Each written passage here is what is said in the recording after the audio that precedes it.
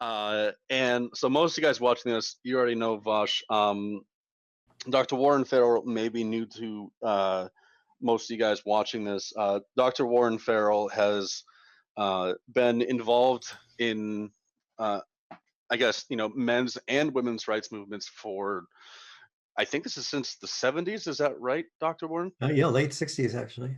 Okay, since the 60s. And he's received wide recognition for it. So this is going back quite a ways for you. This is probably the 60s. You got your PhD in political science at NYU, is that correct? That's correct. And as I was looking at before this, I missed this the last time we had you on, but you actually have 2 honorary doctorates in psychology, is that right? Yes, correct. Okay. So yeah, he's got 3 PhDs, so to speak, and he's been involved in men's and women's rights movement for a long time. If I remember right, there was a certain newspaper. I forgot the newspaper. Sorry, guys, I should have taken notes, but I'm doing this all from memory. My bad. But there was a newspaper that called him the leading male feminist, I think it was, back in the day, and the Financial Times called him one of the top 100 most influential people in the world. So not influential, just thought leaders. Thought leaders. Oh, okay. Thought without influence. Okay. Thought without influence. But there are thought leaders who have had far less influence than you. You've gotten quite around. Thank you. So I actually learned about Dr. Warren Farrell from his book, The Myth of Male Power. And his most recent book, I plan on getting it. I haven't gotten it yet. It is The Boy Crisis. That's correct? That's correct, exactly. And so, I mean, is there anything else either of you guys would like to say before we get started here about who you are or about what the other that you've looked up before into here? Yeah, I would love to take off, if I may, introducing myself. Go ahead. It'll be very brief. Yeah. My name's Vosh. I'm a YouTube streamer. I'm, as you described, a socialist. I have a bachelor's degree in sociology, which I was very proud with when they gave me that paper. It doesn't quite stand up to 3 PhDs, but no one's competing. And Dr. Farrell, it is actually a tremendous pleasure to be able to talk to you. I've been aware of you since long before I was ever prominent online. Some of your work was discussed in some of my classes, in fact, with varying degrees of contention. Typically when I argue with people on my channel, I find I'm usually arguing with demagogues online, people who have big audiences and small brains. It is a tremendous pleasure to be able to speak with somebody who I consider to be worthy of good and reputable discourse, and I am very, very happy to have the opportunity to be a partner in that. Thank you, Bosch. I really appreciate that. And I sort of trusted, Tim, that you were of the same type of caliber and thoughtfulness, and that you really enjoyed dialogue more than the debate itself. And so I really was trusting that was the case. And then as I saw you online, I felt that was validated with that. If I were to give, I guess, my background for your audience to be clear with this, in the 60s and early 70s, I was on the board of directors of the National Organization for Women in New York City and spoke all around the world on women's issues. And that was my identity as a sort of a male feminist. And then I began to see the women's movement evolve in such a way that I felt was more mixed in its feelings, especially on the issue of fathers. And so I began to represent that, knowing that as I represented the importance of fathers, that I was going to be losing my support system and losing my speaking engagements. And so I did go from 50 speaking engagements per year at universities sponsored mostly by feminist organizations down to 0. And but it was a real tough call for me to know that I was going to be basically sacrificing my career to say what I felt needed to be said to, I feel help women in the long run, and have feminists do things that were going to be long-term supportive to women. And so that's what has created the title for our topic today, is Feminism Helping Women or Hurting Women. All right. So yeah, and before we jump right into this, I think we're just about on the cusp of that. I do want to say, of course, again, I really appreciate both of you guys coming on. you two are both people we're really happy to have on. So I run a server, Blue Politics. If anyone wants to hop in, it's discord.gg/Blue Politics, and our whole thing is just about civility, having this kind of discourse, and both you guys, I respect both you guys and your ideas, and I really look forward to this. I'm not exactly sure what to expect out of this, but I know it's going to be good. And for the most part here, I don't plan to be involved too much. I think my main job is getting you two together. And I think near the end, if there's something that's been missing that needs to be addressed in the conversation, I'll try to steer that. But really, I'm not really going to be stepping in much here. It's mostly just going to be you two having a conversation. It's not going to be a time debate. Just regular dialogue going back and forth. But I guess to start us off, Vosh, you're the position that feminism is helping women. Would you like to give, I guess, like in 5 minutes or so, your explanation of why you believe that? And then I guess, Warren, if you would take about 5 minutes or so saying why you don't believe so, and then just, go ahead and discuss. Yes, I'd be delighted. So these are the views that I have. I don't know if you disagree with any of them, but this is the direction from which I approach this discussion. I think it's fairly undeniable that the history of civilization has been one which in large part entails the oppression of women, and that we live in an era of unprecedented liberation for said group. While that liberation has taken many different forms in many different countries, the feminist movement is as wide and as broad a plurality as one could ever imagine any liberation movement being. When I think here in the States, when I see the good that it has done, leading all the way from the women's suffrage movement, which I guess many people call the first wave, to the second wave feminist movement, which was more interested in this sort of dichotomous relationship with men, sexual revolution, and reproductive rights. And nowadays we have a more academically grounded intersectional feminism. I think that broadly speaking, these are these are valuable movements that have contributed good to our society. There are undeniably problems that have arisen as well. I do think, for example, that there are many issues that men in particular experience as a product of feminist liberation that some feminists seem uncomfortable addressing, because to do so is to implicitly suggest that it is men, not women, who are the victims, which obviously is sort of ahistorical. But altogether, I do believe that there is goodness and there is value in this movement. And if one was to disagree with that, I would be interested in knowing if that is because they have a better solution to the problems I've described, or if it is because they are disinterested in the actual goals of the feminist movement. And I apologize. Typically, when I argue with people on feminism online, I'm usually arguing with reactionaries or regressives, or even traditionalists, people who believe that women's natural biological place is to serve men and that society works best like, different parts of a clock working together, serving different roles, but ultimately coming together to a greater whole. And when I argue with those people, I tend to go very hard because their arguments tend to be very bad. Dr. Farrell, there was one thing in particular you emailed me that I thought was especially interesting. Do you mind if I repeat it here? It's not personal information. No, if I emailed you, and didn't ask you to keep it private, go for it. Gotcha. You said, "It's fascinating being a political liberal who feels rejected by the people I align with on most things and almost worshipped by the people I disagree with on most things."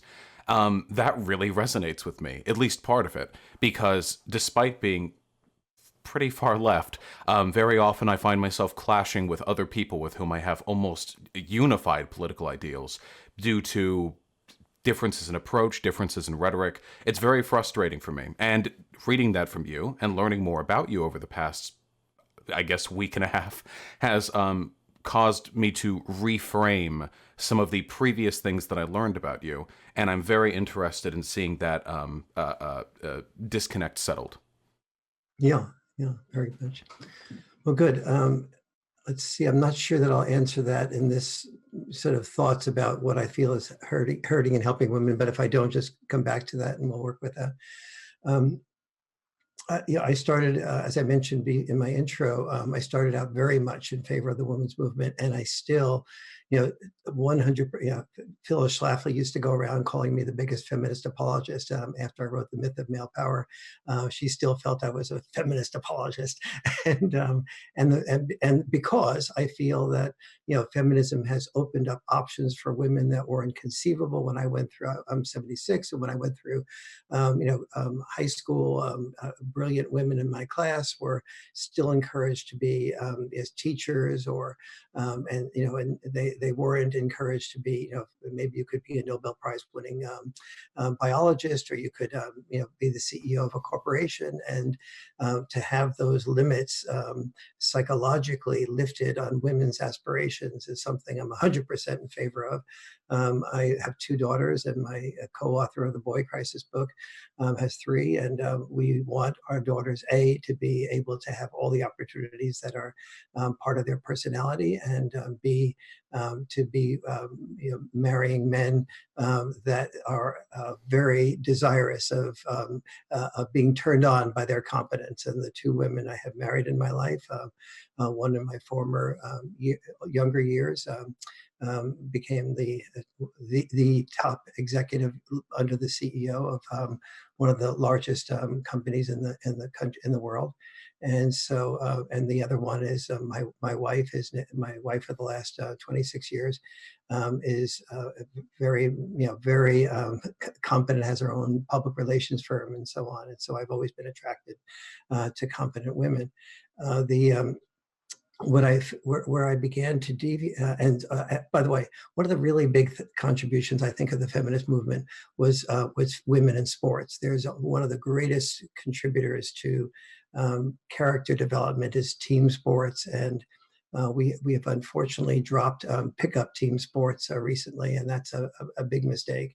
And it's also very powerful for women to be able to self-start in things like gymnastics and tennis that are sort of quasi-team sports, but are mostly focused on individuals being able to self-discipline and so on. So these have been, I think, contributions of feminism, and I will argue for those contributions continuing and having been a positive part of feminism for many years.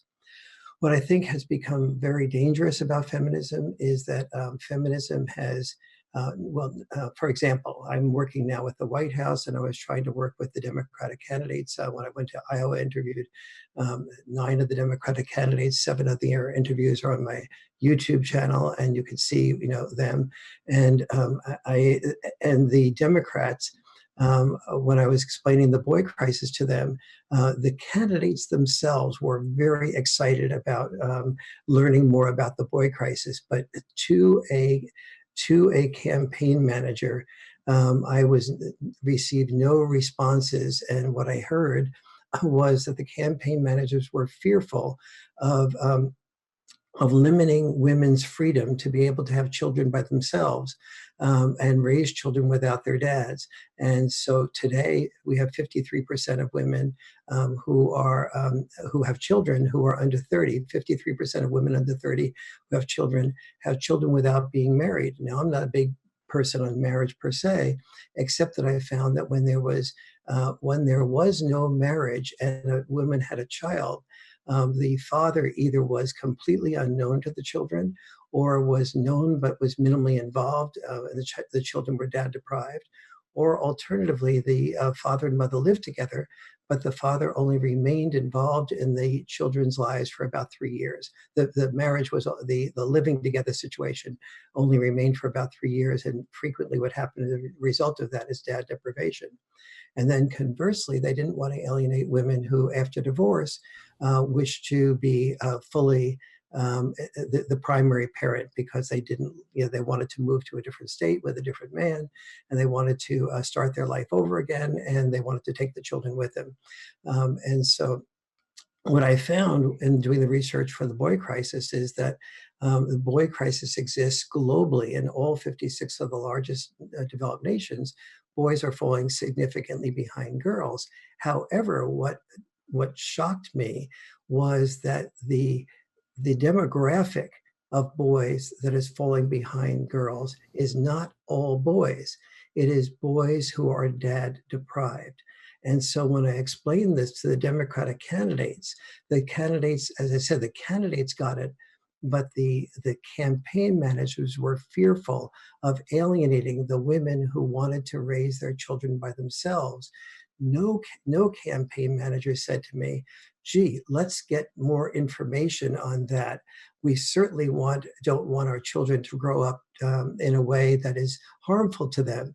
And nor did they say, ever in my personal experiences between marriages, which was about 21 years, every woman I went out with was, almost every woman I went out with was a single mom. And the word I heard most frequently from the single moms was the word overwhelmed.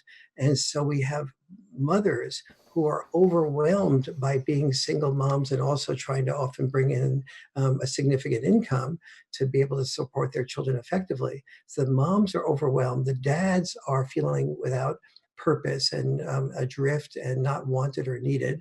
And the children are doing worse. Both girl and boy children are doing worse. In what I found out to be when I did the research for the boy crisis, more than 50 developmental areas, from depression to suicide to lack of purpose to worse grades in school. And so now when I went, I didn't even go to the White House with this message, but the White House discovered me and invited me to the White House. And they said, yes, the family has been falling apart. Fathers need to be involved. We're worried that we can't have this no child left behind if we have a parent left behind. And so they got it. And the libertarian candidate that I was interviewed by got it. He asked me, he said, if I was more of a libertarian, he'd have me be his vice president. The candidate, the White House got it, but the Democrats and feminists did not get it. And the Democrats didn't get it because they feared the wrath of feminism and the eroding of their base. And so and the women who are single moms are overwhelmed.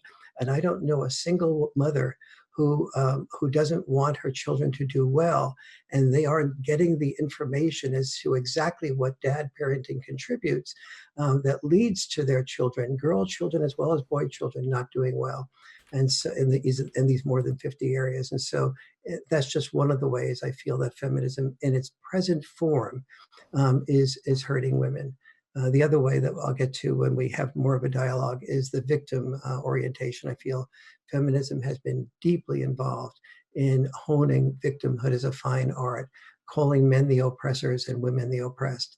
And that I feel is a very, it feeds into the mentality of the male chauvinists I fought for years, who were saying you can't have women in the workplace. They complain too much. They'll just be victims. They can't get along with men, et cetera. And now we're seeing a great deal of that happen, which is the last thing I want to happen on behalf of women. Okay. All right. We're going to have to take these one at a time, I think.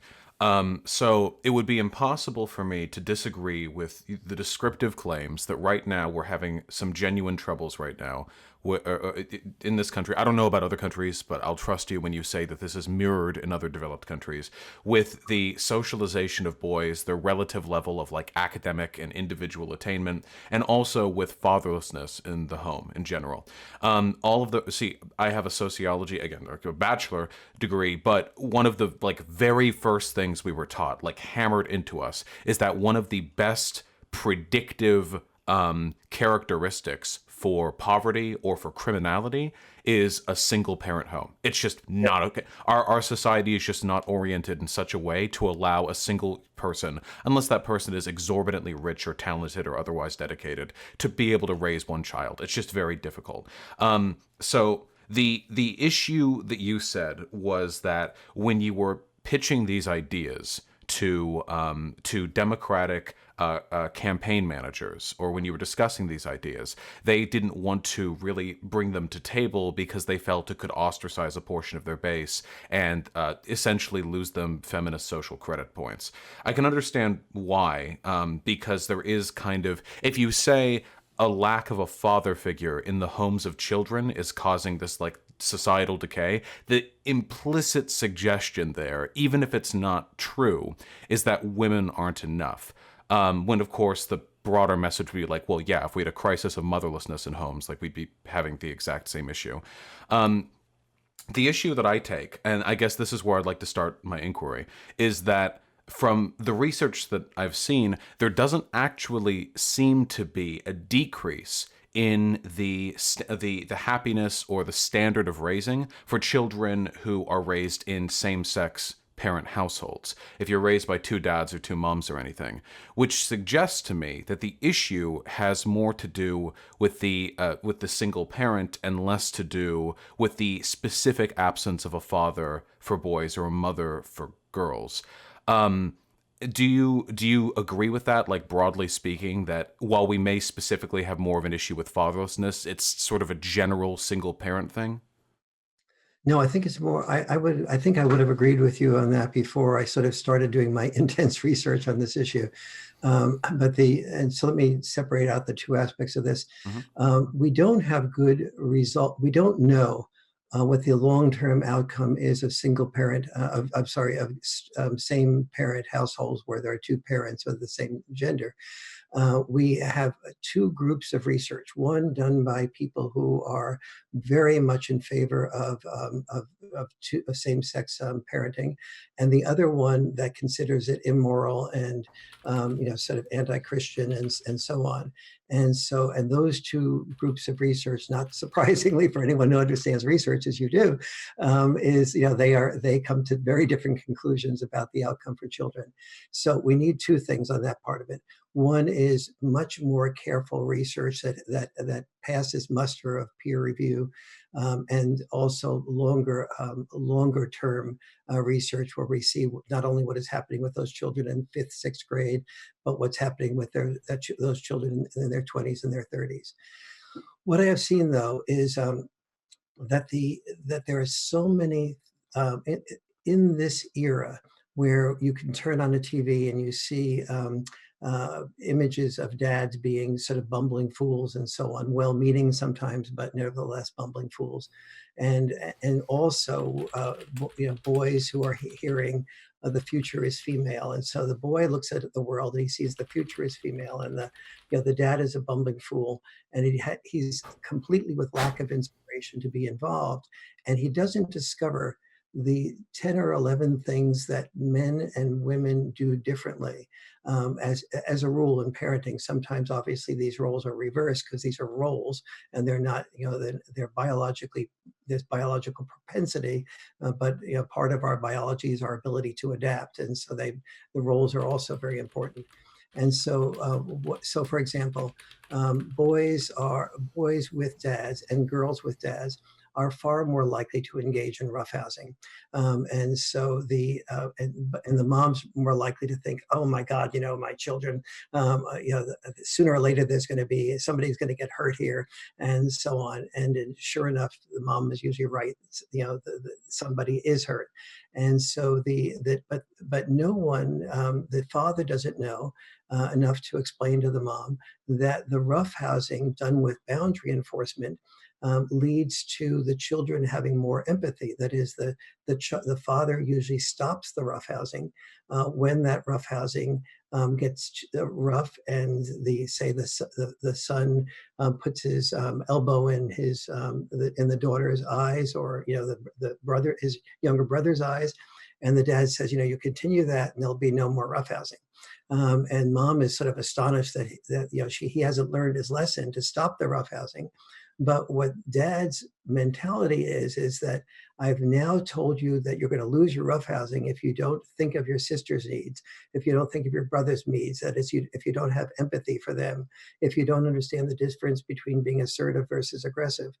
And so then the next night that they roughhouse, and the dad says, you can't, you have to not do this and not do that, and teaches them those distinctions of empathy and distinctions between being assertive and aggressive, the children realize that they're going to lose what they want, the roughhousing, if they don't pay attention to what they need to do, which is to think of their brother and sister and understand the difference between being assertive versus aggressive. And so those children tend to have, the data shows, more empathy, because they are required to have more empathy in order to get what they want, more of the roughhousing.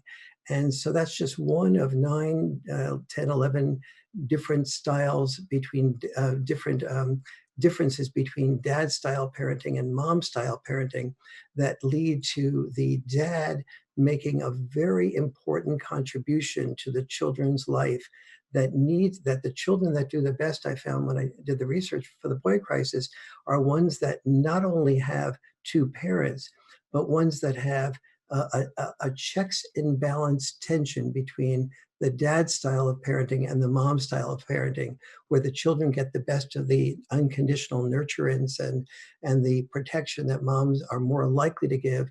And they also get the boundary enforcement that dads are more likely to give. And the boundary enforcement, what I found, that leads to the children being able to do better in school, better in activities, and therefore feel better about themselves and therefore less likely to withdraw into video game addiction or porn addiction or depression or suicidal tendencies and ultimately to mass shootings. Okay. So the first thing that I want to respond to is your argument that we see negative social repercussions from the bumbling dad sitcom stereotype or these meaningless platitudes about how the future is female. I would completely agree with that. I think that generally speaking, I can't speak for all feminists, of course, certainly, but generally speaking, for people who have a very far left predisposition, I think most of us view this as a fairly asinine, insubstantial form of feminism. This meaningless sort of woke gesturing against society without actually attempting to rebalance any gender disparity. So I would agree, I would never defend that. And there are feminists who think that saying the future is female is revolutionary, and I disagree with those people, so I won't defend their positions. The main issue that I have with what you've said, and I've heard some of these arguments before, I guess they came from you. So I guess I've heard from people who read from you, is that while I recognize, and I'm not questioning the data or the conclusions of the data that you have arrived at, what I have here, I don't know if there's a link that I can drop this, but when I say that the scholarly research seems to indicate that same-sex parentage produces the equivocal, standards of raising a children, that seems to be borne out, in the vast majority of data. I have a meta-analysis here that takes 79 studies that all seek to answer the question whether or not people are raised more, better with opposite sex parent households or with same sex parent households. And it seems like the vast majority of them indicate that there doesn't really seem to be a difference. With the exception of 4 of the 79 studies, and those 4 studies had key methodological errors that seem to suggest there were other underlying factors that may have contributed to that disparity. So what this suggests to me, if 2 men or 2 women can raise children to have the same rough level of academic achievement, financial well-being, criminality, sociological integration, this suggests to me that the necessity of having a mother and a father in the household has more to do with the importance of having A, enough parentage and enough time and attention, and B, having multiple parenting approaches that people can engage with and learn from. After all, I think that sort of biologically, humans were raised in communities back in the hunter-gatherer days. It wasn't as though 1 or 2 people had sole ownership over the parenting of young people. It was more of a broad community effort.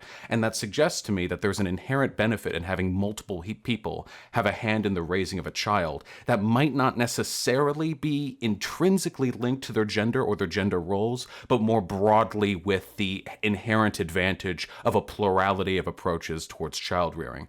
And what this suggests to me, because it's still bad to have a fatherless home, undeniably, the data on that is very, very clear. What this suggests to me is that if we're to address this imbalance, it might be more prescient of us to focus on elements of parenting that are not inherently associated with the gender of those who are present or absent, because that way we can make these strong prescriptive arguments. You need to have a two-parent household. You got to have people who are married, or at the very least not like a separated family, without kind of implicitly bolstering like anti-woman or anti-feminist arguments. Because if you say like, hey, you know, single women can't cut it, like they can't like raise the kids on their own or whatever, there are a lot of people rubbing their hands and going like, oh yeah, absolutely, women on their own, are you kidding me, raising children? No, they need a man.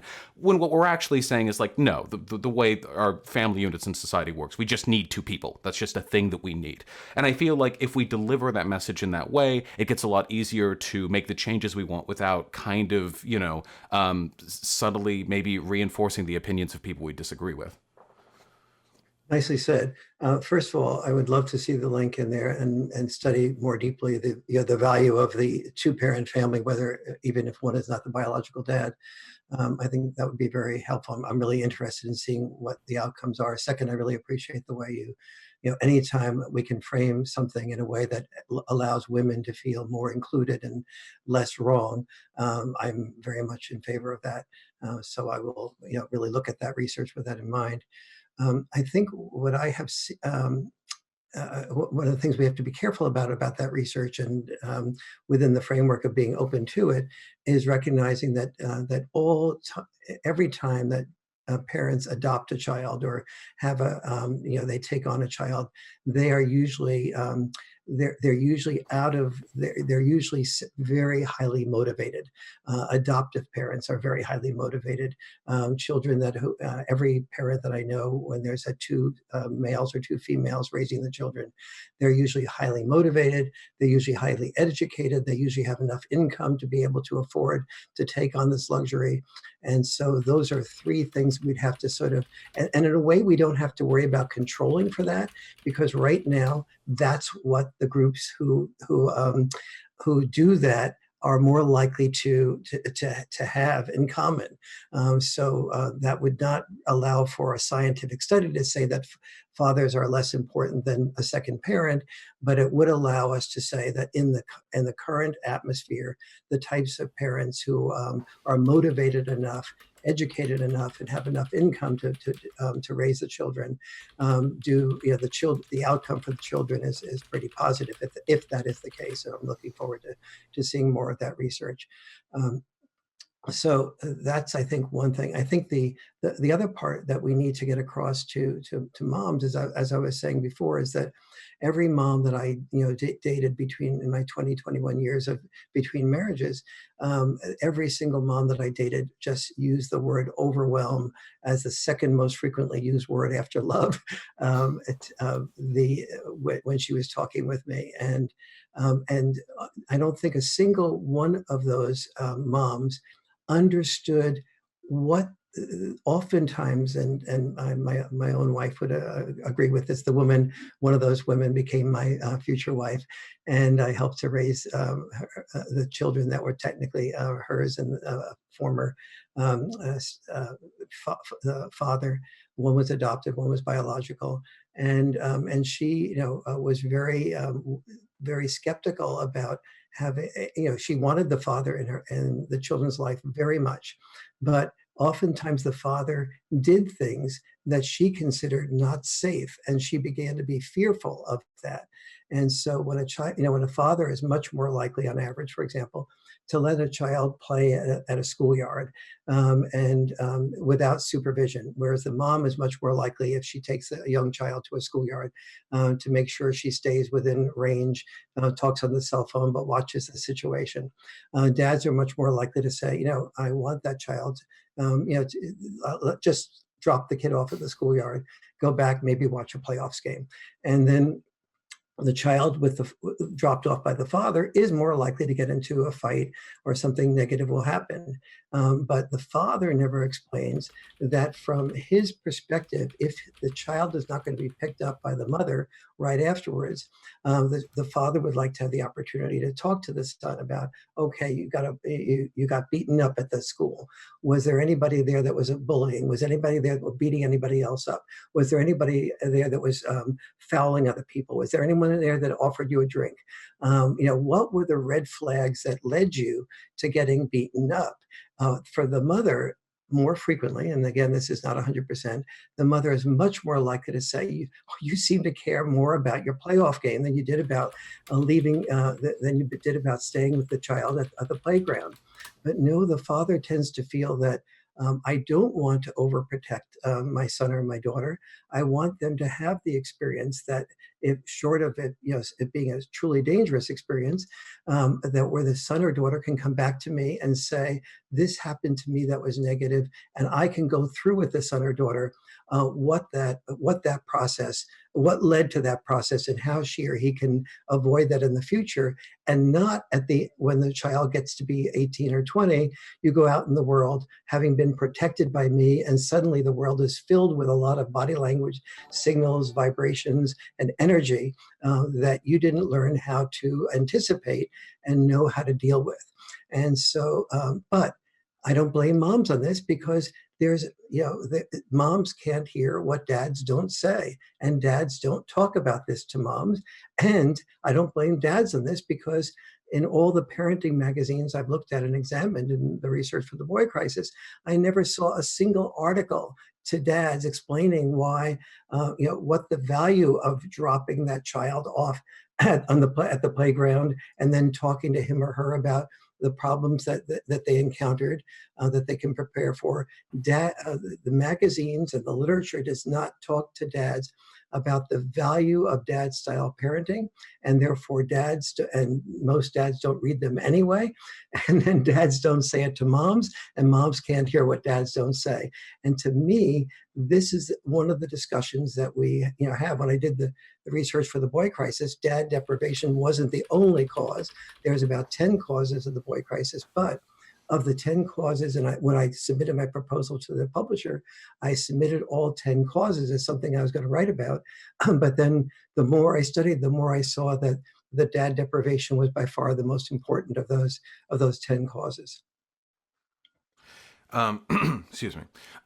Yeah, so a few things in response to that. First of all, you made the argument that it can be difficult for us to understand the true extent to which there is a similarity in the parenting effectiveness of opposite and same-sex parent households, because there are other conflating factors. For example, the wealth of the family. Adoptive families tend to be wealthier than non-adoptive families for fairly obvious reasons. There's more of a motivation to raise a child, because you can't have an oopsie adoption baby. You have to actually wait quite a long time and make some pretty deliberate choices to get that going. But my counter argument to that would be, well, it's true that these are confounding variables that would have to be accounted for before we could have a true understanding of the broader. I'm not, with the meta-analyses that I provided you, I'm not actually sure how many of them account for these data points, or if they try to sociologically sort of level out the playing field, but I would imagine that these are still relevant factors. My argument then would be, well, let's incentivize that motivation. Let's incentivize that family planning. Let's compensate for that wealth, because it seems like a lot of the factors that go into a single-parent household, and a lot of the factors that go into poor child rearing, have to do with really, really strong conflating socioeconomic factors that we do as well, I'm not a policymaker, but that policymakers have the ability to meaningfully account for. If we incentivize reproductive health and reproductive awareness, so people are a little bit more careful when it comes to popping out kids, or if we try to address the growing socioeconomic gap in our country and make it more likely that people in the lower end of the spectrum have the wherewithal, the time, the energy, the prescience to meaningfully and effectively raise children, and if we end sort of the policing and social strategies that lead to certain communities having disproportionate rates of fatherlessness, like the drug war with the black community, for example. I feel like these are really strong ways to address the root of this problem that don't touch on like gendered language. And I'm concerned about that because what you just described to me, with the playground example and the different parenting styles, as somebody grew up with a fairly feminine mom and a fairly masculine father. These narratives make a lot of sense to me. I have this general intrinsic awareness of what fathers and mothers ought act like. But I recognize as I grow older that these are just that, narratives. These are things that have been not only brought to me, through sort of anecdotal experience, but also that are reinforced through the aforementioned schlubby dads on the sitcoms who don't care if their kids get into a scrap, but the moms are hyper attentive and don't want their kids like running off without the lunch bag packed full with an apple, that they're narratives ultimately. And the problem with, framing a sociological problem through like a narrativized sense or a lens of analysis that's narrativized is that it can become really difficult to understand what you're looking at and whether or not it's intrinsic or whether or not it's a product of the stories you're pushing onto it, that you feed into this sort of self-perpetuating cycle. Now, I am of the opinion that there are probably some intrinsic behavioral differences between males and females. I think that's fairly evident. And even if we had some perfect gender parity world with no social differences and everyone is treated the same, I still think there would probably be some differences, like statistically, between how people behave. But when we look for these stories in our sociological interactions, we make it more likely that these stories and these dichotomous relations become reified and they become more and more of a thing. And eventually, we get this idea in our heads that every woman, or at least most women, are kind of like a 1950s housewife, and every man or most men are like I don't know, like Tim Allen on Home Improvement. We get these really, really like these wide, like this huge level of sexual dimorphism that isn't really inherently represented, but is something we kind of built. So my goal would be, if I see sociological problems that have something to do like with gender, I want to address them in ways that don't reify or reinforce that gender binary or that gender sort of divide, because I think in doing so we contribute to the problems of the next generation. I do think boys are suffering right now in a lot of really unique ways. I don't think they have like an identity to ascribe to. I think they're really confused. Like, do they play like the arrogant like bad boy, or are they supposed to be super chivalrous and kind and give gifts, or are they supposed to like like hands off, like don't even talk to women, they might like not want it, you don't want to be creepy? Like I think there's a lot of confusion. I really sympathize with that as somebody who was an awkward kid in high school, but I feel like that came first and foremost from a narrative and less from a social imbalance that was a product of socioeconomic conditions. That's the narrative that I care about. Like, what do we do? How do we like teach boys how to live well in our society? And if there's any intrinsic problems they're facing, like some serious policy-oriented stuff, we can tackle that too. I guess that would be my approach towards these issues. I think I agree with you, like that these problems exist. It's just a matter of the way in which we try to address them. Yes. First of all, I have a lot of agreement with some of the things you're saying, and I feel like I do see an epigenetic transfer of male versus female qualities that have evolved throughout the millions of years that animals have become humans and so on. But the really important thing is I think one of the things I'm working with the White House about is to suggest a father warrior program, warrior, W-A-R-R, not warrior, W-O-R, program, and to encourage, because boys used to have the sense of purpose. Every generation had its war, and in every generation's war, we trained our boys to be disposable in that war, we still have to this day the male-only draft registration, which is by far and away the most unconstitutional law that we have, a violation of the 14th Amendment's Equal Protection Clause to have your 18-year-old son, be drafted and not your 18-year-old daughter. If you're going to, not drafted, but draft registration.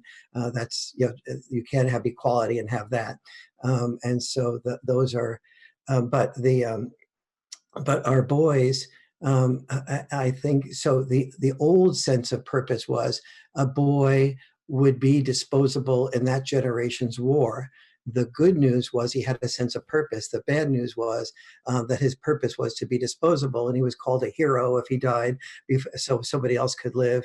And that was not to me about, to me, that was not about male privilege, but about male sacrifice. And I think part of what's happened is we have a number of things are happening simultaneously.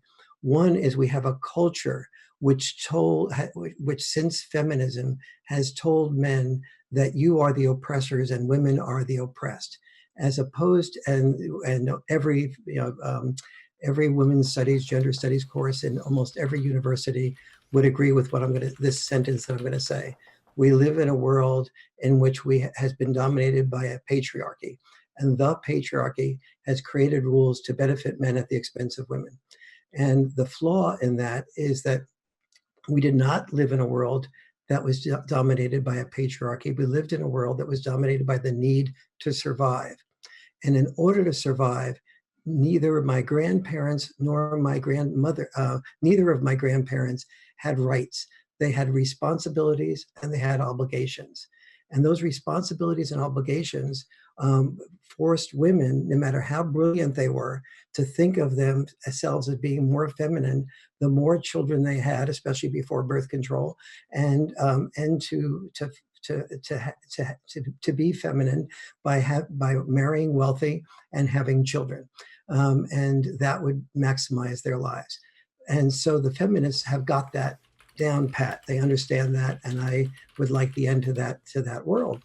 But what they missed was that what was also simultaneously happening is that when a man and a woman had children, the father tended to give up doing anything he really wanted to do, like be a musician or be an artist, as in starving artist, or be an actor, because almost every actor is called waiter, or to be an elementary school teacher, because if you had 4 or 5 children without birth control, or like my father's parents had 10 children, including him, that the father was not free to be able to do something like get whatever musical gigs he wanted, or to teach an elementary school that didn't pay enough. He was forced into becoming an administrator, or to quit education altogether and sell insurance, and not sell insurance locally, but experience what I call the father's catch-22, where he had to love the children, he had to create the love his children by being away from the love of his children. And no one asked him if he wanted to sell his insurance nationwide so he could make more money, or whether he'd rather be with his children to a greater degree. Mm-hmm. When men are asked that question, they say they would rather be with their children to a greater degree. When the Pew Research Center asked that question of men who were full-time working men, 49% of the full-time working men said they would like to give up their job in order to be able to be with their children to a greater degree. Feminists have taken the fact that when there is children, there's a tendency for men to earn more money and to get higher positions of responsibility, to earn that money to support their wives and children. And they've put that into the framework of men earn more money than women for the same work, as opposed to listening to the data that I spent 7 years gathering for a book called Why Men Earn More and What Women Can Do About It. That instead of saying, oh, it is not men who earn more money than women, it is dads who earn more money than moms, because when men become dads, they forfeit doing what they love to do in order to do what they need to do that earns more money, that the children can live off of more effectively, go to better schools, have better neighborhoods that they live in, and saying, thank you, fathers, for historically making this sacrifice so that we could have the opportunity to love and be loved at home, while you went off and sold product X, or you went off to war and risked killing and being killed away from home.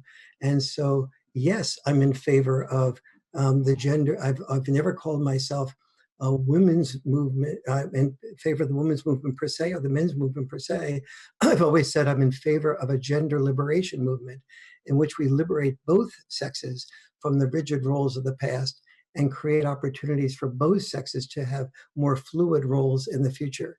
And what conservatives don't get about what I'm talking about is that capitalism has created the developed countries that have created that have created opportunities and privileges for men and for women And then one of those privileges is the freedom to have more fluid gender roles. So where the fluid, so every parent should be talking with their children about observing their children, about seeing what's right and natural for them, and then modifying that to what's functional for them as well, and combining the best of both worlds. And so that's the world I would like to see. And I'm sad that feminism has taken the world of male sacrifice at war and turned it into male privilege and male entitlement, because it's left so many women feeling so angry toward men, as opposed to and men backing off for that. It's led to the men going their own way movement, into men being involuntarily celibate. These are not healthy. These are not healthy reactions, but they're reactions that are expected when somebody does not feel that their contribution to the world has been not only disregarded, but they've been turned into the devil, into the oppressor. When neither sex historically was oppressed, both sexes had roles which limited them compared to us. When I first became an author, or wanted to become an author, my dad sat me down and said, "Warren, you could not become an author. Only about 1 in 100 authors even get a book published. And the average book only makes an author about $5,000 excuse me, per book. You can't support a wife and children on $5,000. If you can't find a publisher, you'll never find a wife.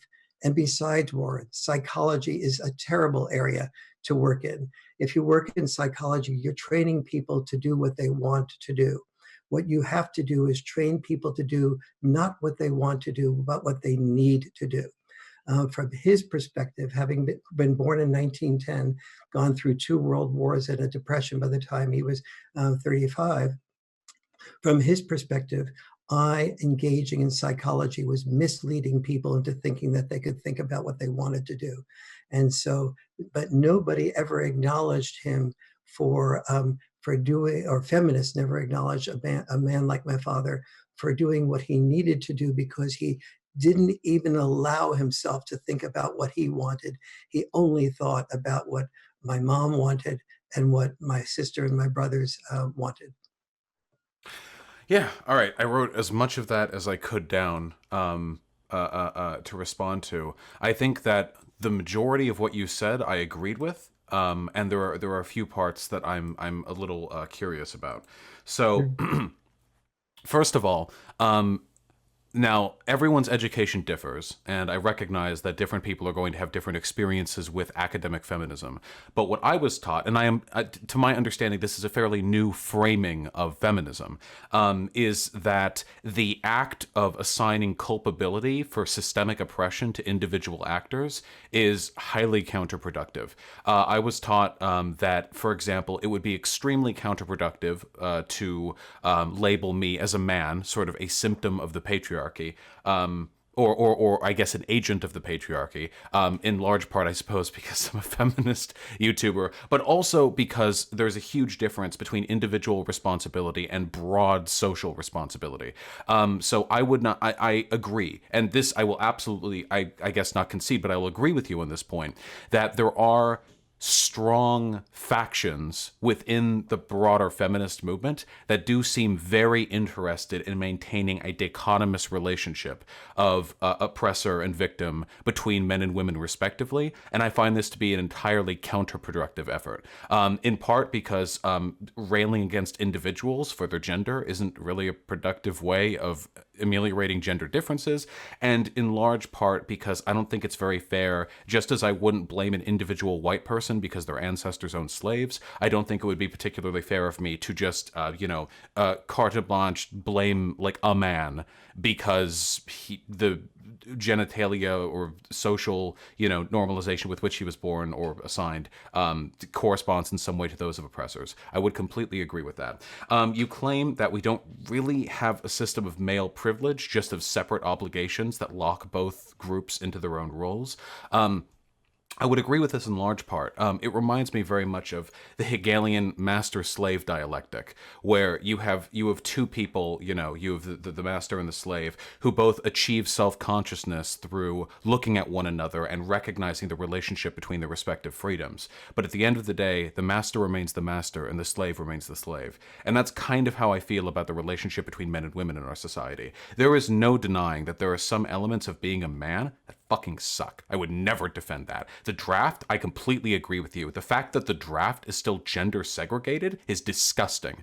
I mean, everyone's read Death of a Salesman, right? What many people consider to be evidence of, misogynists consider it evidence of man's steadfast work ethic, and, feminists consider it to be evidence of men's increased access to the upper echelons of business success. But, I mean, it is what it is. It's wage slavery, and it's a social expectation to be complicit in a system of their own oppression.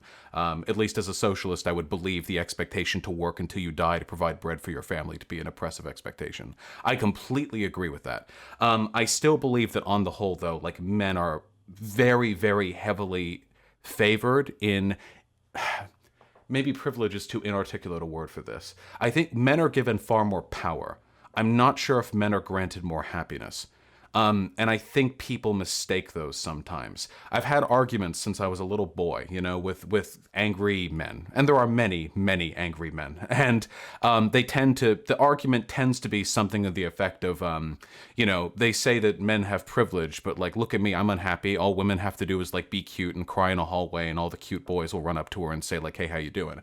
And it took me a little while to realize there's some legitimacy in that concern. But there is ultimately a huge difference between the privilege to be happy and the privilege to have power. And I think that's the issue we're looking at. When I say men are privileged, I'm saying men have a massively disproportionate representation in the upper echelon of government, and the amount of violent crimes committed against women by men is massively outweighing the amount that the reverse takes place. And when like incel or MGTOW types say women are privileged, what they're saying is women have an easier time being happy in social situations. So I feel like our definitions kind of miss each other, but both of them are very, very important.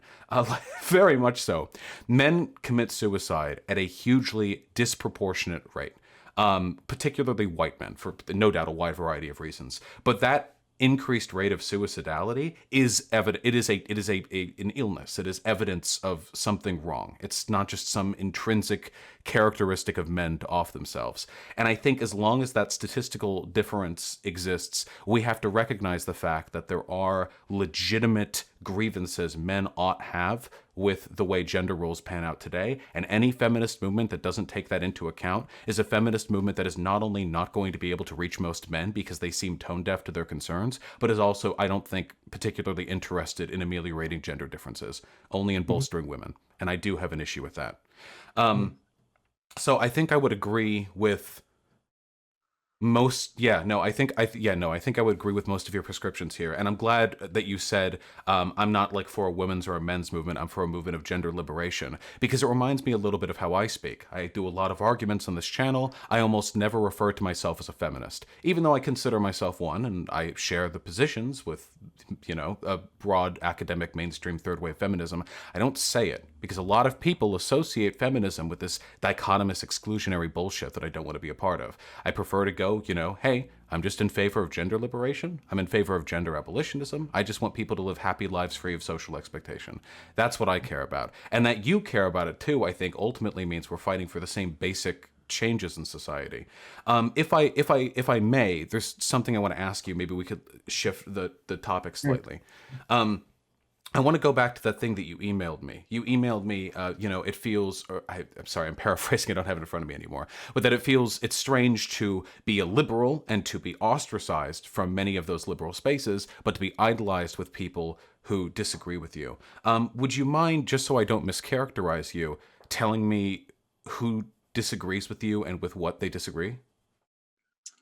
Well, I gave the example, as we were talking before, about the campaign managers, and that's sort of like a symbol of, and almost all the, many people, when they hear me talk at all, about the types of things I've been talking about for the past hour, about, that men have issues and boys have issues, and that we have to be, that affirmative action is still, that boys are going, only about 40% of college graduates now are male, and yet the scholarships in colleges are for females to a much greater degree than for males, except where you encourage boys to hurt themselves, like in football.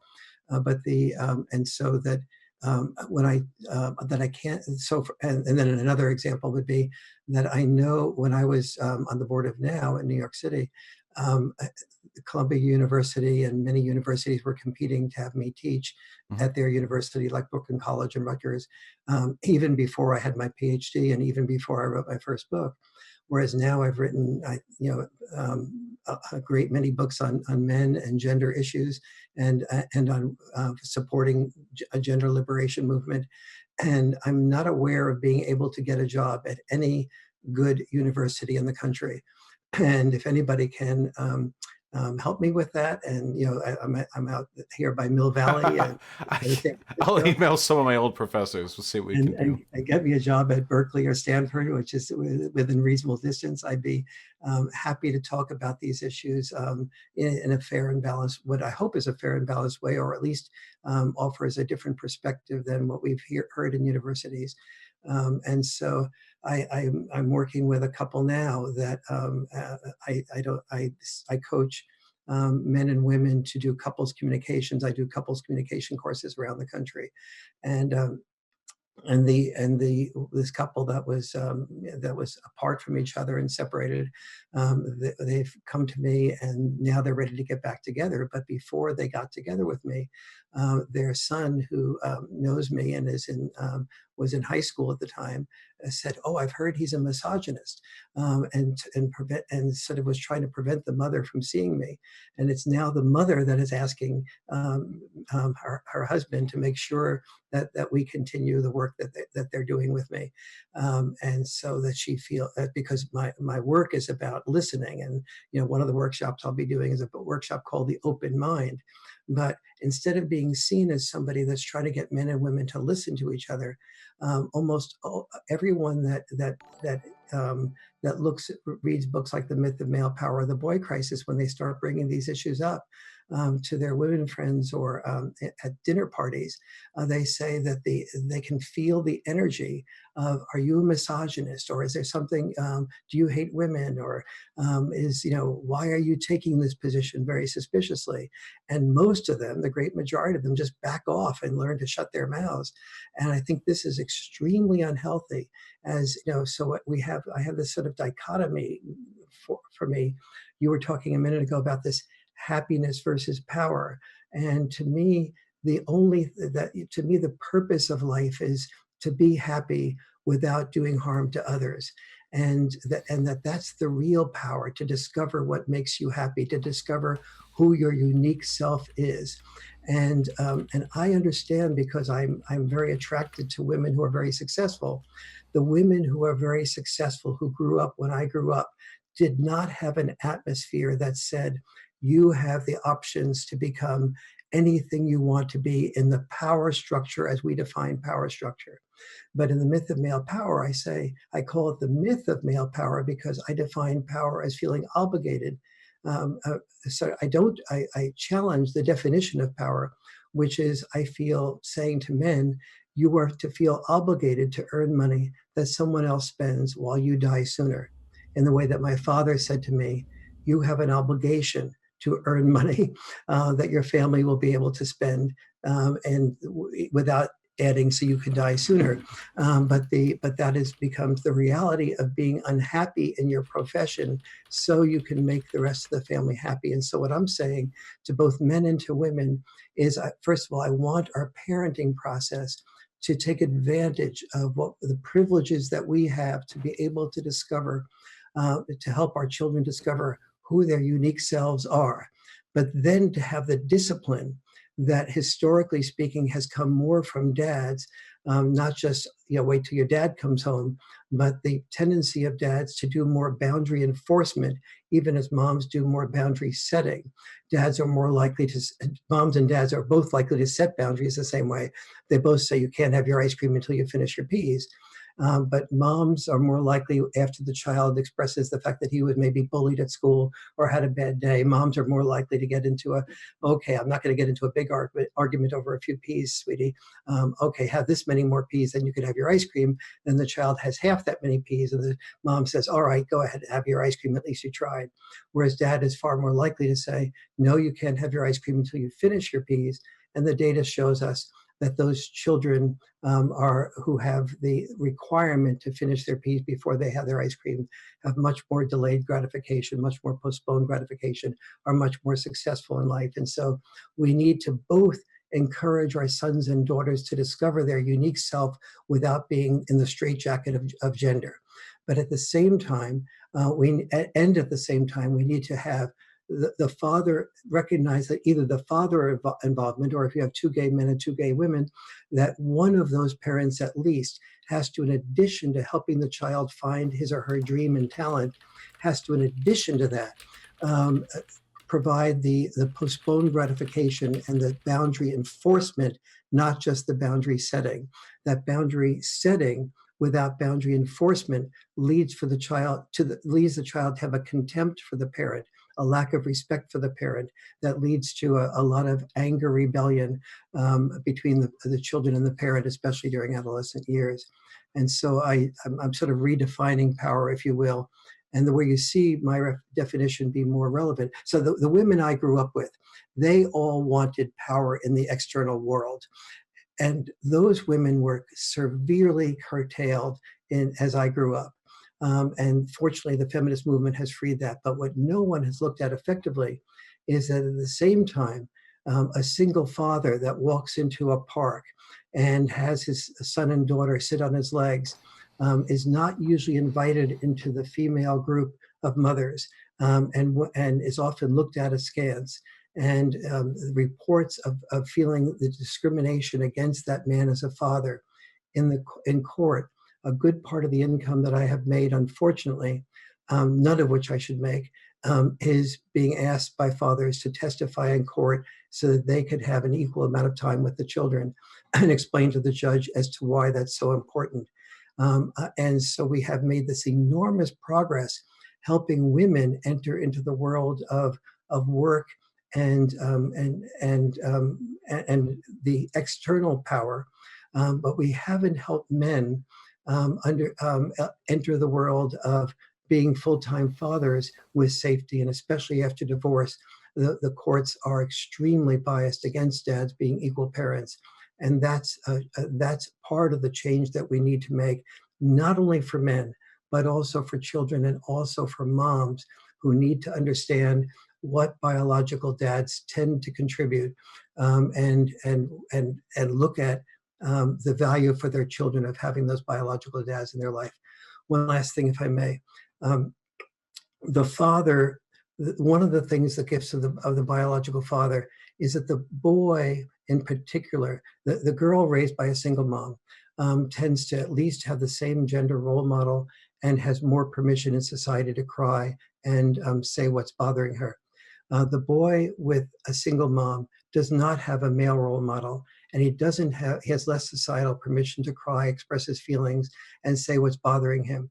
And so he tends to keep those feelings to himself, and not feel he has a man to be able to guide him to both a purpose, a discipline, and a mom to guide him to, with a dad, to help him to express his feelings. And I think that's one of the reasons why I'm a stepdad to two daughters. And I was hoping when I started the research for the boy crisis that a stepdad would be proven to be as equal to a biological dad. I could not find research that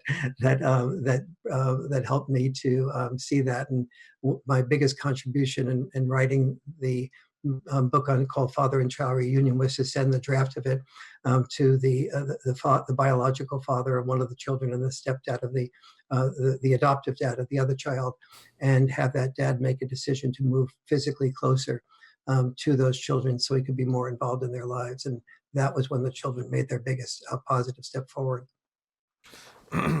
Yeah, there were a few more things I disagreed with here. First of all, with regards to your definition of power, so while I completely agree that power is in and of itself a burden, and that there are, I guess, and if we were to take like a broader axiomatic approach to what we value in a life, being happy or contented or fulfilled would probably be more important. Like I think most people would agree. They would rather like live happy and contented with a good family they care for than to be enormously powerful but like empty inside. I think most people would agree with that, and I would agree with that.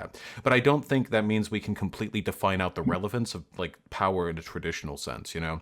I would agree with that. Yeah. So if we're to flatten the gender, you know, dichotomy exclusively to how much can one fulfill their personal interests in life, I would be willing to work within that frame. But if we were to take a look at power in a traditional definition, there is a huge imbalance historically and, you know, contemporarily between men and women, and I think that warrants sociological consideration. I mean, you can say all you want, like, oh, I might be more fulfilled than the president of the United States of America, but as with the master slave, you know, Let's hope so.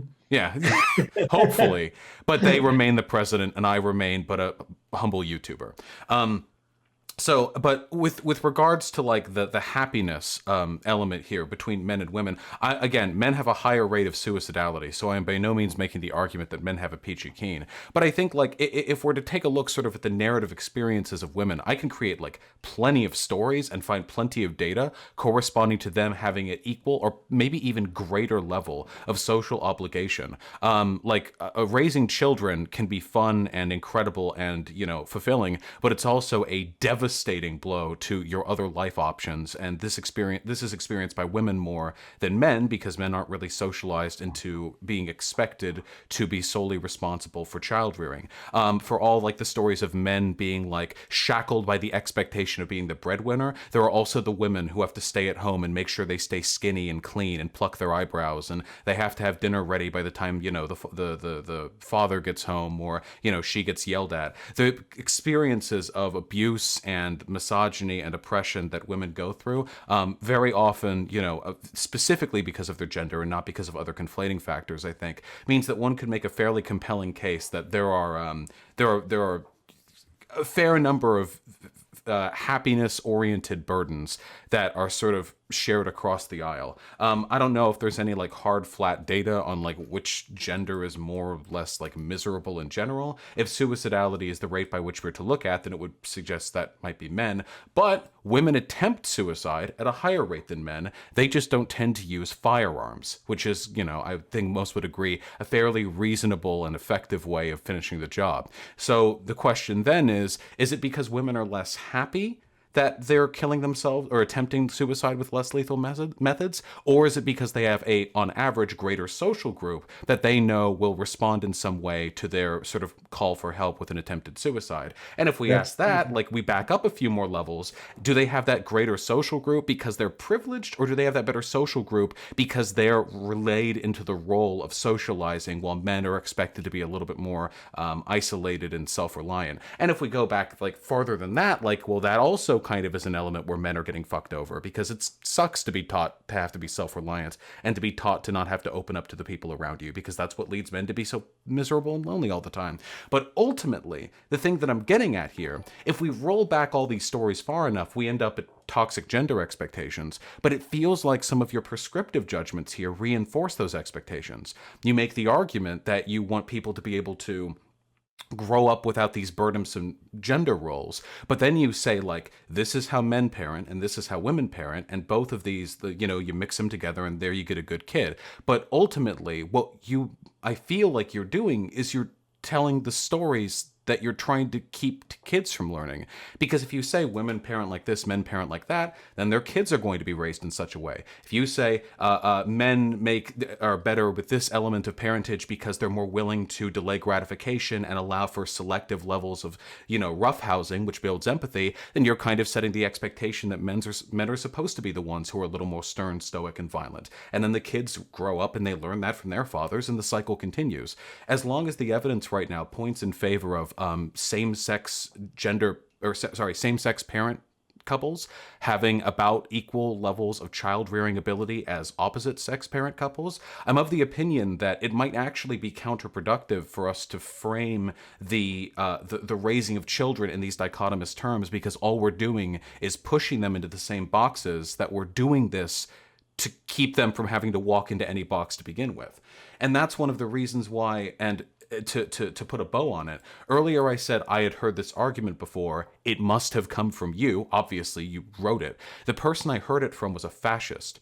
And that's what worries me a little bit. No, I don't know. I know. But I know why you're using the argument. You care about gender liberation. But I feel like the way it's pushed rolls back to this gender essentialism, or it can be interpreted as a form of gender essentialism that ends up bolstering like really nefarious groups of people. You were a part of the documentary Red Pill. I think you were probably the best part of it, in my humble opinion.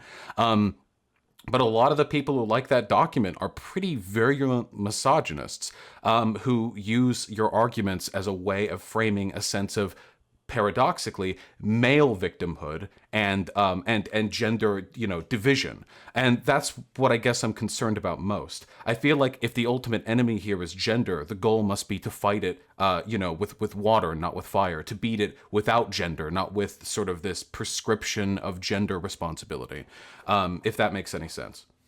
Yeah, it makes a lot of sense.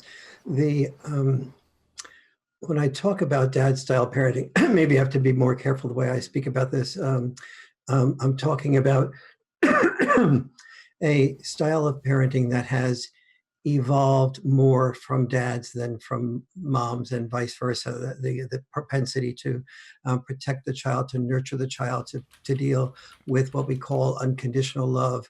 And we think of moms as having unconditional love, whereas we don't understand that moms and dads both have unconditional love. They just, dads sort of have more conditional approval as a rule. So saying dads tend this way and moms tend this way, to me is compatible. Understanding the tendencies of moms and dads, women and men, is to me very compatible with saying these are tendencies that evolved over millions of years of evolution. We now have enough knowledge of epigenetics to understand that what happens is passed on from generation to generation. A man who goes into war and is traumatized and comes back with PTSD, we now know it takes about 5 or 6 generations, if that's PTSD is serious, for it to be gotten rid of. And so these are the tendencies we've inherited. But capitalism that has led to freedom, that has led us to be able to make choices that are not gender restricted, can release both sexes from the restrictions of gender, even as we don't deny the possibility, the probability that one gender based on history and evolution has tended to be more likely to parent in a certain way, to be a certain way, to deny their feelings. May I quickly jump in to clarify something? Excuse me, sorry about that. No, it's quite all right.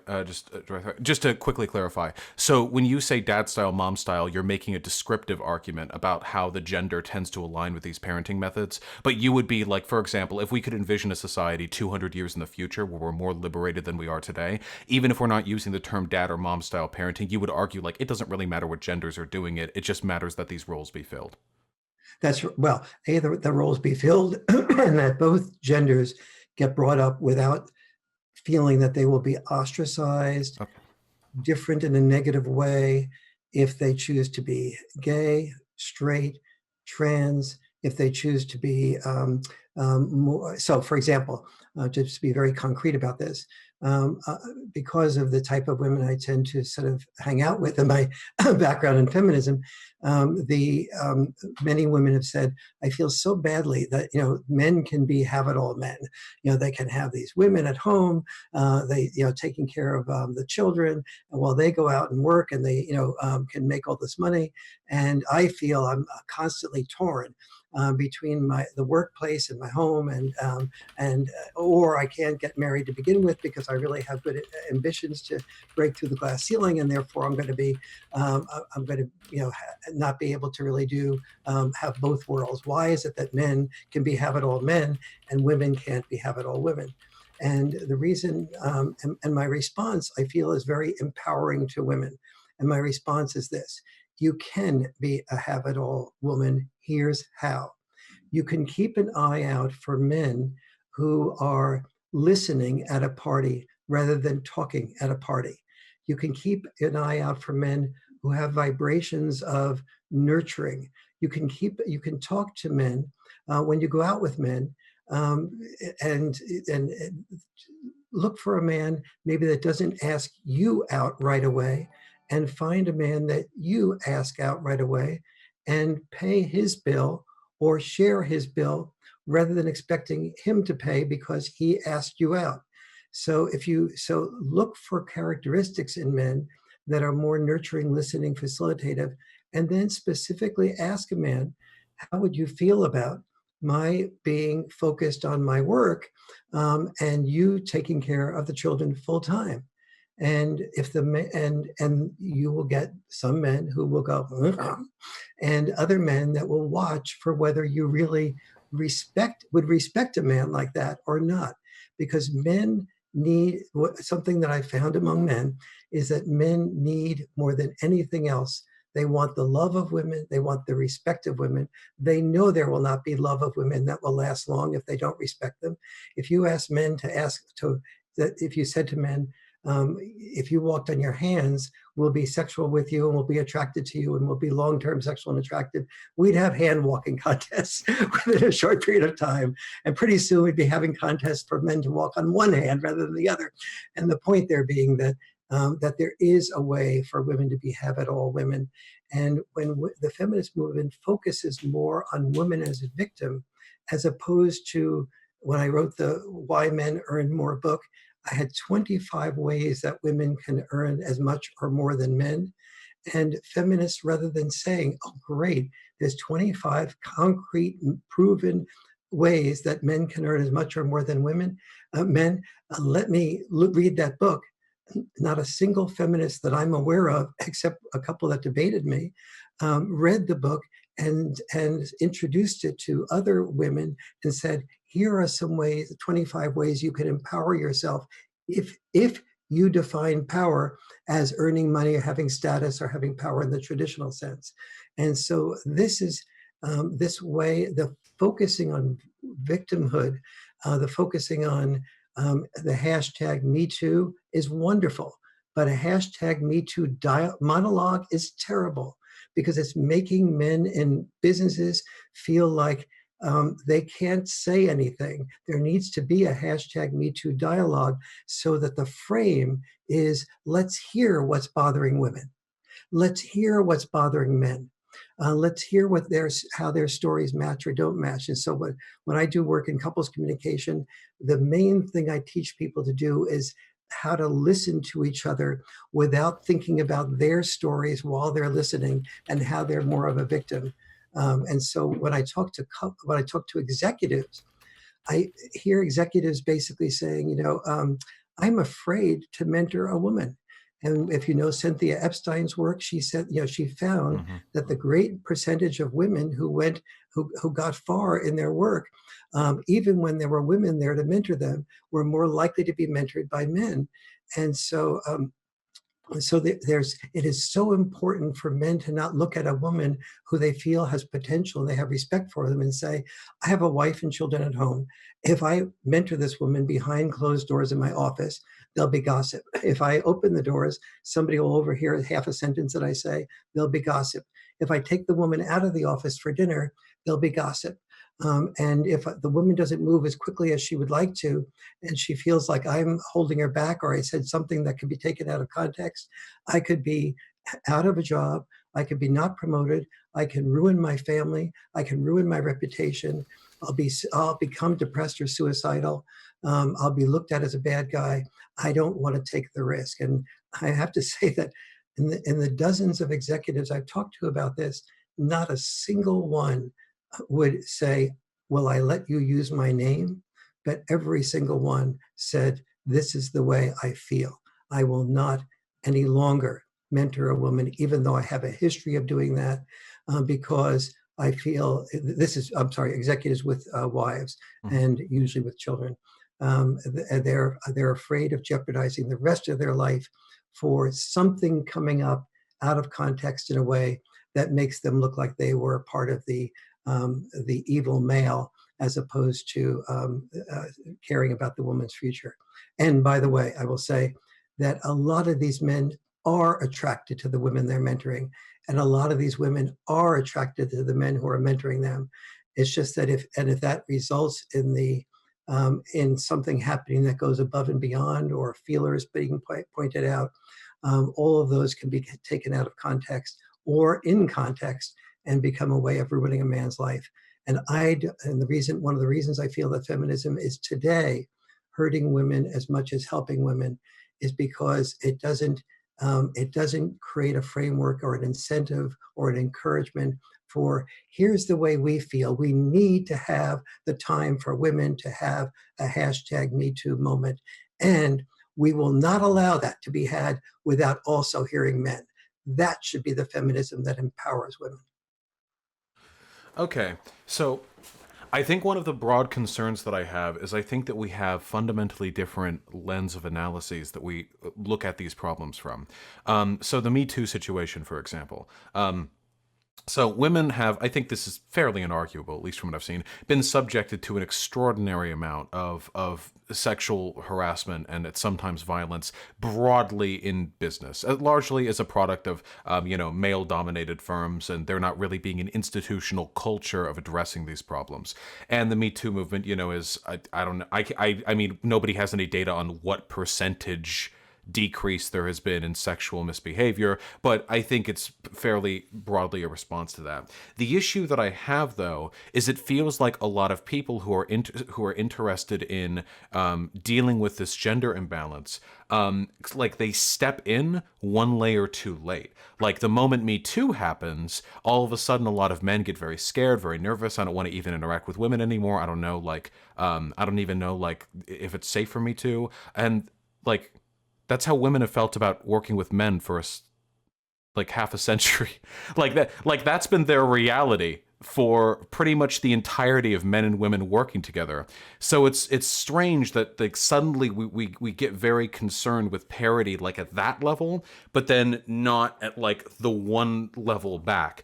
I would make the argument that all of these issues we're seeing, from the original subjugation of women to Me Too to the response to Me Too, are all broadly a product of antagonism between men and women on a class level. That there's this inherent distrust, agitation, exploitation, that is sometimes mutual and sometimes very one way. That leads to problems no matter how you look at it for everyone, again, a dichotomous relationship of oppression and subjugation is not necessarily one where the subjugated is the only one suffering. I would usually make the argument that the oppressor often suffers, in their own way. In this case, we're seeing some blowback from that. I don't know how to fix these issues, like the Me Too thing, for example, because on one hand, saying, hey, women, you're being a little bit too fearful here, back off a little bit. Well, I don't know if we can really say that after half a century of them having basically no recourse against a broad pattern of sexual misbehavior and misconduct against them.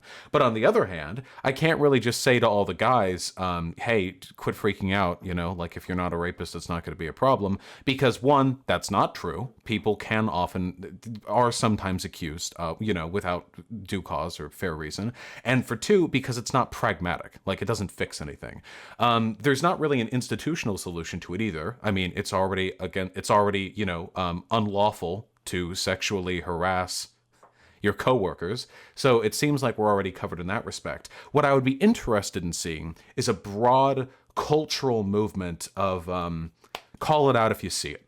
That's what I would be interested in seeing. That to not just men, not men versus women, not men be careful and women be paranoid, but men and women. If you see people misbehaving, don't passively accept it happening because it's happening along gendered lines. It's kind of like bullying in school, you know? The way to stop it isn't to tell the bullies to stop or to tell the victims to hit back. It's to make sure everyone is collectively unacceptive of that type of behavior. And I don't know how to have that conversation or advocate for those changes if there's so much mutual respective paranoia, because there are so many people that I've talked to who seem to think like right now, like if they're alone in the in a room with a woman, like they're going to walk out like with a court order, you know, filed against them, and there are a lot of women, and I will admit this, I think perhaps regretfully, who I do think sometimes extend their paranoia to an extent that it can make it difficult to have conversations about gender imbalance. But I feel like contributing to either of those patterns, and I do believe the former one is much more prominent than the latter. I think contributing to either of those patterns kind of prolongs the issue, or it prevents the conversation we're looking for, because the dichotomous relationship was what bore this issue. I don't know if it's capable of being solved within that framework. Do you know what I mean? Do you agree with that? That's sort of like a broader cultural shift is kind of the next step forward here? I do in part agree, in part feel some exception to that. the the reason I want the hashtag #MeToo monologue to become a hashtag #MeToo dialogue is because in the world of work, work has clearly evolved in a way that has been, well, for example, Bloomberg and his, jokes, in male workplaces, the more dangerous the workplace is, the more males do what I call the commerce of masculinity, which is the trading of wood-covered put-downs. If you and I are off this show, you might put down me something for something, I might put you down with something, and it would be a sign of moving from professional people to friendships and beginning to trust each other.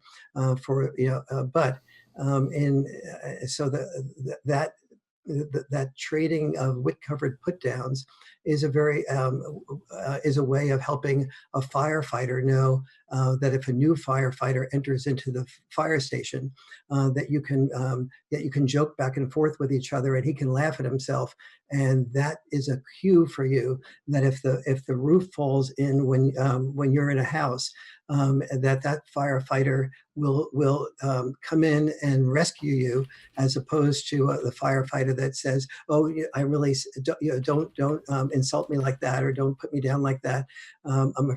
Is more of a prima donna, and is not somebody that you're going to be able to trust. If your home is on fire, and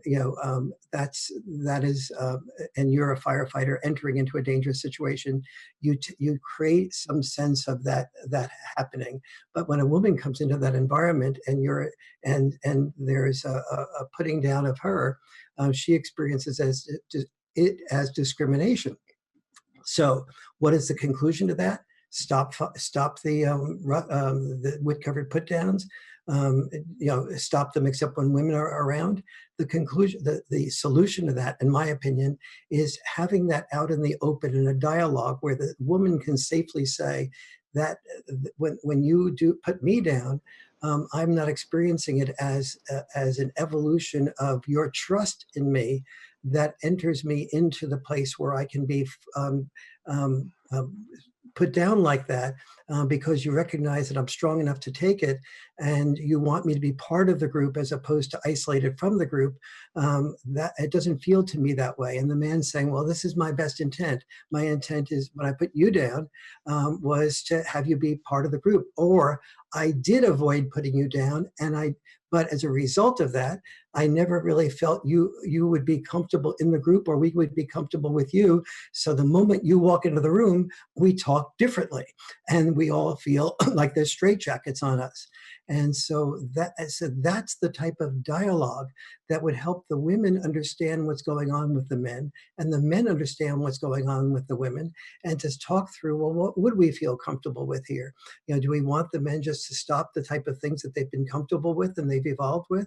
And the same type of thing with the discussion that I was pointing out before, the father that walks into a park with his children and senses that the women are all gathering together, single mothers are gathering, the mothers whose maybe husbands are working, and allowing them to have the luxury to be able to sit around and talk with their children, that there be a dialogue among those groups. When you look at me in a way that looks like, what's wrong with him? Why is he must be unemployed? He's out here day after day with his children. The children are sitting on his lap. He must be an ostracizer.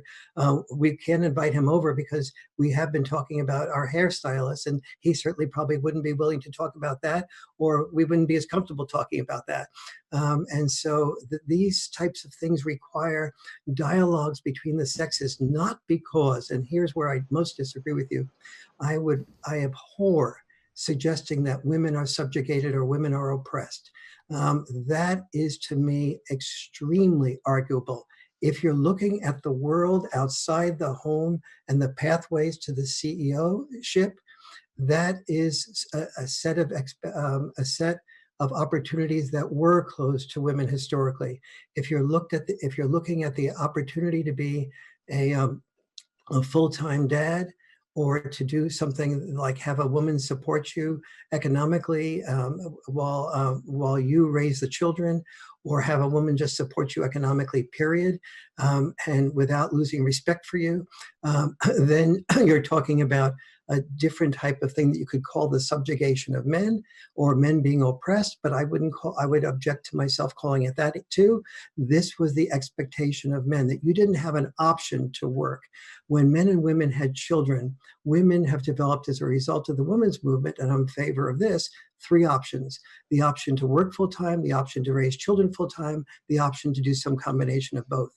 And 40% of women with children who are married, they work full-time. 40% are full-time involved with children, and 20% work part-time. The male, as a father, tends to have 3 options also. Option 1 is work full-time. Option 2 is work full-time. Option 3 is work full-time. Or he works overtime if he's an executive, and 2 jobs if he's a working class man. But the feminist movement never says, men experience these women having 3 options and then having no options, a world of 3 option women and no option men. That must be hard for men. Let's talk about it. Let's open the dialogue for men to talk about it. It's all about words like subjected and oppressed. And that keeps men, if an oppressor is talking up and saying, this is hard on me, or I have subjected women, but I want to say something, that doesn't create the space for somebody who feels they're classified as an oppressor to be able to open up and speak up. And in the work that I do in couples communication, I find opening our hearts to someone else's worldview is the most important single thing we can do without, in our mind's eye, having an internal dialogue of what is my response to that in a debate. And of course, this is a debate/dialogue like we're doing. That's natural. But basically, debate training is divorce training. It's teaching people how to prepare their argument as the other person is talking, as opposed to fully immersing ourselves into the other person's perspective. I don't Real quick before you respond, Vosh, I just want to point out, guys, for time's sake, I don't know if you've got a hard time limit for 4 p.m. Eastern, or I'll have to cut it off at 2 just for Sure. reasons. I have made other plans also. Okay, all right. So just a heads up, guys. We've got like 15 minutes left. Go right ahead with your response, Vosh. Yeah, of course. So I would obviously agree. You probably shouldn't use debate tactics when arguing with a significant other. I have done that in the past. I am also an insufferable person to be a partner to, so I recognize my personal failing in that respect. This is just how I like talking, but completely agreed. So you said, and there's something I agree with here, and then a lot of stuff that I disagree with that I want to sort of pan off to.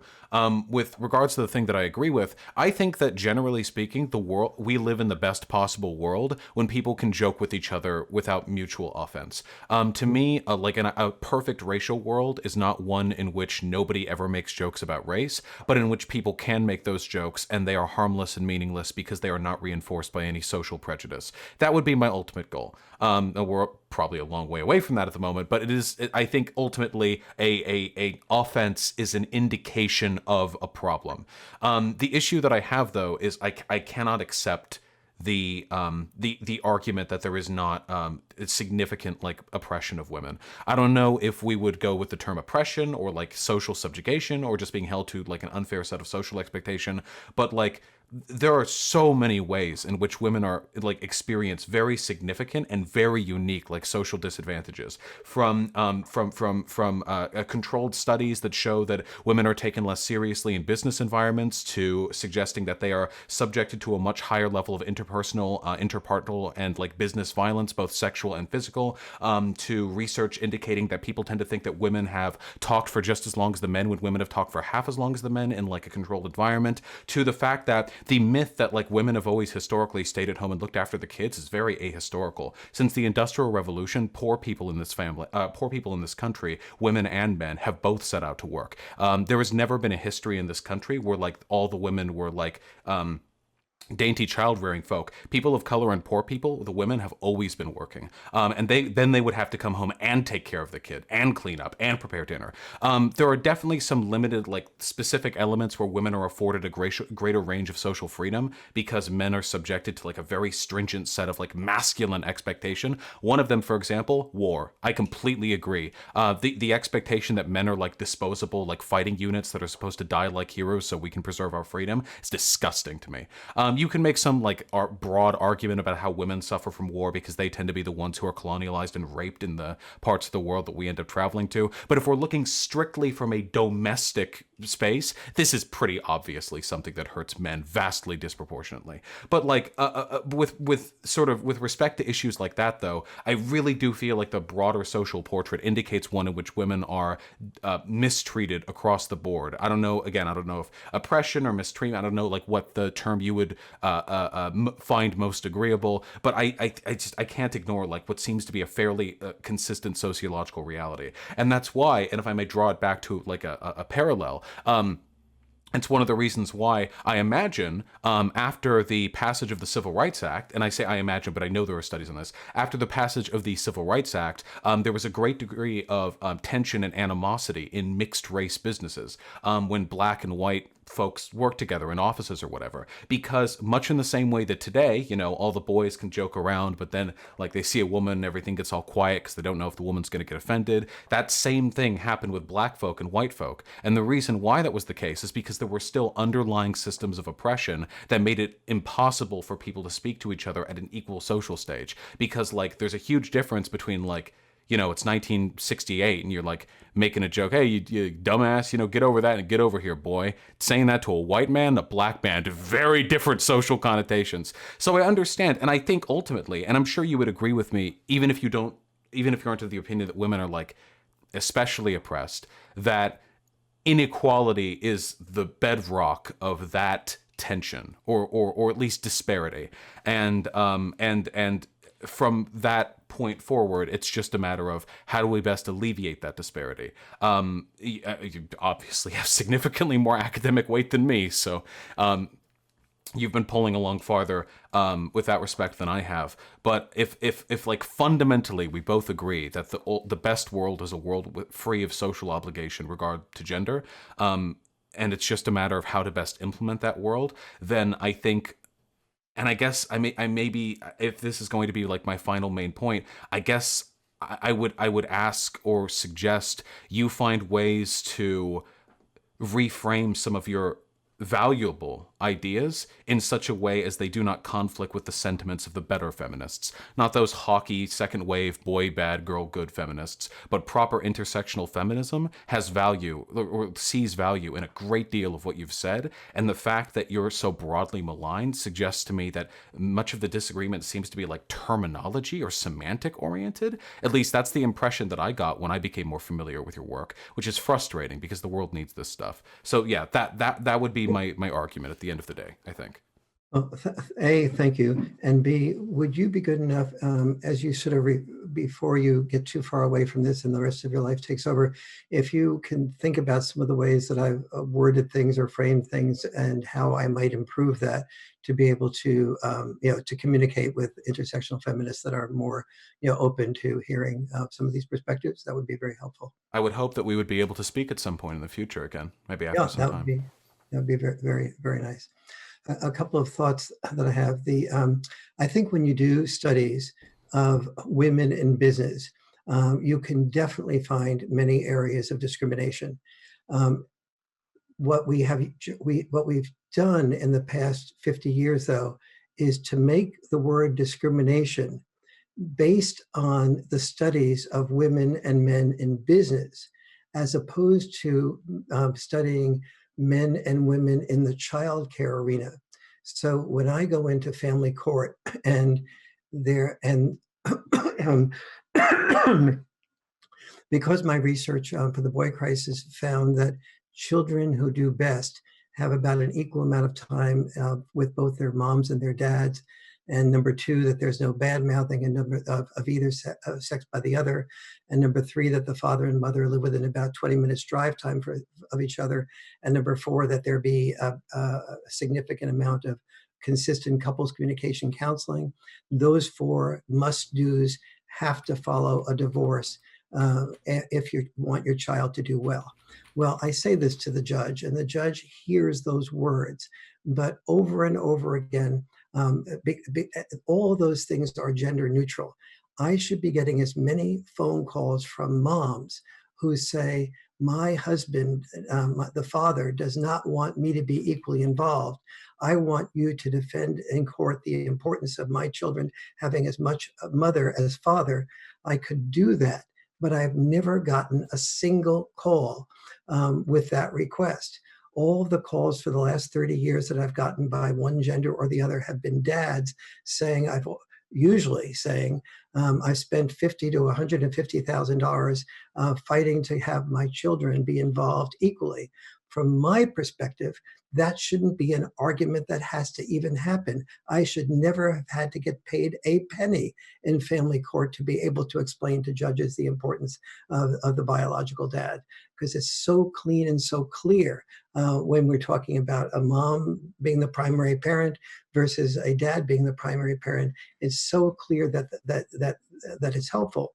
Now, many times in court, we're able to have the children have both parents, but the fact that the father has to often spend $250,000 or so to get it means that the privilege of being an equally involved dad, that is the privilege to the child of having an equally involved dad, lays at the groundwork. And as a sociologist, you would know this, of the 0.1% that can afford $150,000 to $250,000 to fight for that.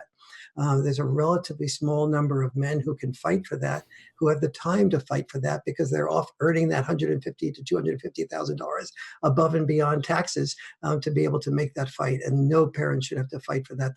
That should be the presumption of equality. So when we measure discrimination only in the workplace, we have an enormous type of discrimination against men who are not being encouraged to do that. Second part of that type of discrimination against dads is a man going up at a party and saying, in college, let's say, and telling a woman that who maybe wants to be a future attorney. And she says, well, what are you planning to be? What I really love to do is to be a full-time dad. That would really work best while you're a future attorney. Most men do not find that woman returns. They may refer him to a journalist in the room, but they don't have the interest in her. So men tell me, and so this is the other half of discrimination. And I was good friends with both Betty Friedan and Gloria Steinem during the women's movement. And Betty Friedan and Gloria Steinem both said the exact same thing. Betty Friedan wrote in the book The Second Stage, that did not get very much coverage. She wrote that the women's movement would plateau when we don't have an equal amount of emphasis on dads being on changing the male role, as well as the female role, on dads being able to be involved in their children's lives in that type of way. And Gloria Steinem used to say, what we need is more women in the workplace and more men at home. But the second part of that has not been looked at as discrimination against men. So we haven't looked at the whole picture. Last, I would say that the single most important thing that can be done, I started couples communication courses around the country because I saw that women and men were getting divorced because the Achilles heel of all human beings is our inability to handle personal criticism without becoming defensive. And we need to be training boys and girls from an early age to be able to handle perspectives and that they might define as criticism, whether they're intended to or not, at a very early age, in preparation to both be fathers and mothers that are not living in minimum security prisons while they're married and just waiting out the time for their children to get older, but that have that really love each other and know how to love each other. The qualities that it took to defend against an enemy were qualities of being defensive, qualities of killing the enemy before the enemy kills you. But the quality that it takes to love and be loved in a family are qualities predominantly of listening to each other. And one of the reasons I agreed to do this dialogue with you is because I heard that you are the gentleman that you are, and that you are able to listen as well as talk about these things. And so I'm very happy and proud to be able to talk these issues through. Thank you so much, Dr. Farrell. I can't tell you how much I appreciate the opportunity to have spoken to you as well. I mean, I have been reading of and for you for well over a decade. To speak to you is pretty surreal. Thank you so much for the incredible generosity, the time. I really appreciated the conversation, and yeah, I do sincerely hope we're able to talk again sometime in the future. Absolutely, be very open to that. Thank you, Vosh, very much. And thank you, probably Tim. Thank you, Tim, for making this happen. Well, certainly, it's a pleasure. I'm really glad just to make this stuff happen. As I said, I hope to sit back, and I think it's better for that I just didn't say anything. So I think we no bad faith here. I think we kept it together. We handled ourselves like adults. We tried. Thank you both so much. I can't tell you how much I appreciate this. I know, of course, you have more obligations to head up, so good luck with those. Likewise with university positions in the near future, and stay healthy. Thank you very much, and you too, and thank you for the gentleman and scholar that you combine in yourself. Thank you. Tim, be well. Thank you again. Thanks again. All right, so guys, if you can find Dr. Warren Farrell at warrenfarrell.com/books. He's got a fairly new book out, The Boy Crisis, and of course you can find Vosh in our announcement channel, and if you just search YouTube for Vosh, you can find him. Thanks again, guys. Always a pleasure. Have a wonderful day. Just say one thing there, which is that a lot of people seem to prefer or like the Boy Crisis book in audible form as much as in written form, and so I do encourage you to check that part of that option for listenership out. Who has time to read anymore? I love audiobooks. Yes, me too. Gotta play them video games. Thank you again. I did read those for 5 days in the studio, so it was fun doing that. All right. Thank you again. All right, so I hope we can get this together again. Really appreciate it again, guys. And for anyone listening, we're gonna continue this discussion. Discord.gg/bluepolitics. Always a pleasure to have you guys on. Thank you. Farewell. Bye-bye. Bye, Vosh.